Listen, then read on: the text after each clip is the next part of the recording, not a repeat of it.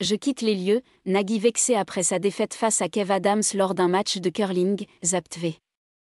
Vendredi 2 décembre, Kev Adams a donné le coup d'envoi de la 36e édition du Téléthon. Au cours de la soirée, l'humoriste a affronté Nagui lors d'un match de curling.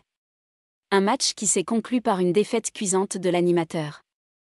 Cette année, le Téléthon fête son 35e anniversaire sur France 2. Ce rendez-vous télévisuel de 30 heures a pour but de collecter des fonds pour la recherche contre les maladies rares. Après Soprano en 2021 et Matt Pokora en 2020, c'est Kev Adams qui a été choisi pour être le parrain de l'événement.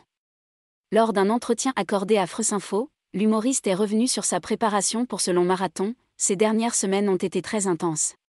Comme je ne connaissais pas grand-chose aux maladies génétiques, j'ai fait un stage accéléré. Je suis allé visiter le laboratoire Généton à Évry, dans l'Essonne, pour essayer de comprendre, d'apprendre, a-t-il confié. Les chercheurs y réalisent un travail tellement extraordinaire que j'avais le sentiment en comparaison de faire quelque chose de totalement insignifiant.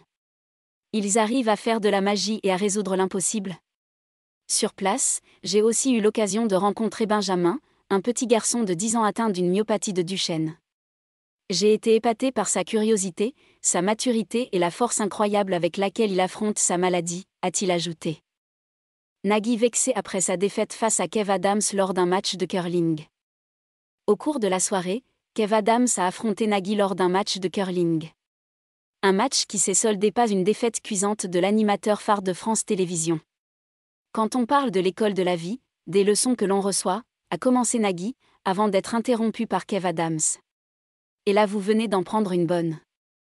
On vient de se faire un petit match de curling, et je peux vous dire que Nagui vient de se prendre ce qu'on appelle une tréa, mot arabe signifiant une correction aux notes de la rédaction, une bonne tannée, et il s'est entraîné 2 heures cet après-midi, a expliqué l'humoriste. Ok, je quitte les lieux, a ajouté le présentateur avec humour. Une défaite difficile à digérer.